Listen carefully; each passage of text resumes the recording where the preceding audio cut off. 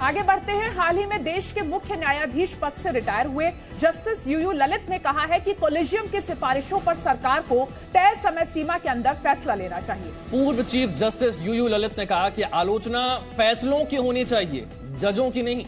जी media संवाददाता अरविंद सिंह ने पूर्व मुख्य न्यायाधीश से खास बातचीत की, देखिए। अभी जस्टिस संजय किशन कौल का एक आदेश आया, उसमें उन्होंने कहा कि सरकार के पास कॉलेजियम भेजता है सिफारिश के लिए, लेकिन लंबे वक्त तक पेंडिंग रहती है। इसी वजह से कुछ जो अच्छे लोग हैं वो अपने नाम वापस ले लेते हैं और इसी वजह से हमें उनकी अनुभव का फ़ायदा नहीं मिलता।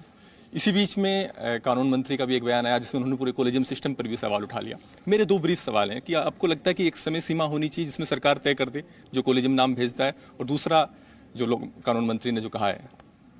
देखिए, संजय किशन कौल साहब ने जो कहा ना बातें, एक मैं आपको एक मिसाल के तौर पे एक इलस्ट्रेशन बताता हूँ।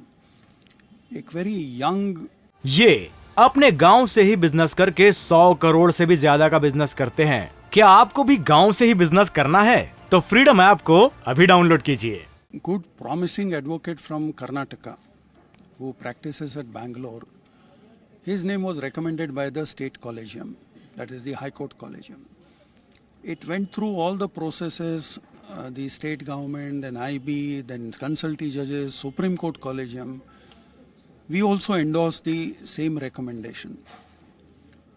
वो recommendation गवर्नमेंट के पास काफ़ी समय से पेंडिंग था। अब वो जो शख्स है, जो सज्जन थे, जो अभी भी प्रैक्टिस करते हैं, उनके शायद दी सहनशीलता का एक सीमा पार हो गई वो, कि भाई कितने दिन तक के मैं इंतज़ार करूं।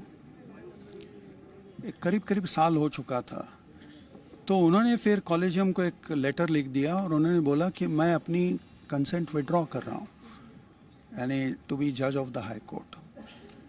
तो इसका ये हुआ कि चूंकि डिसीजन टाइम में नहीं हुआ, इसलिए एक talent, the system got deprived of one talent, correct, a talented person. आप मान रहे हैं कि एक टाइम लिमिट होनी चाहिए, लेकिन कानून मंत्री तो सिस्टम पर ही सवाल उठा रहे हैं कॉलेजियम को लेकर के। ये उनका व्यक्तिगत मत है, क्योंकि आप देखें ना तो see collegium system is a decision by bench of 5 जजेस ऑफ द सुप्रीम कोर्ट। तो ये जो एस्टेब्लिश्ड नॉर्म है, जो सिस्टम है, उसी के तहत तो कॉलेजियम काम करती है।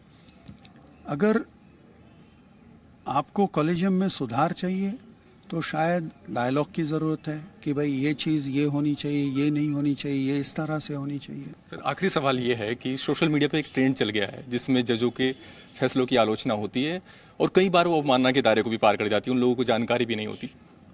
ज़ाती तौर पे मैं सोशल मीडिया पे नहीं हूँ, तो इसलिए मुझे इन कमेंट से कोई फ़र्क ही नहीं पड़ता, क्योंकि मैं खुद कभी यानी पार्टी नहीं होता, मैं खुद कभी देखता नहीं।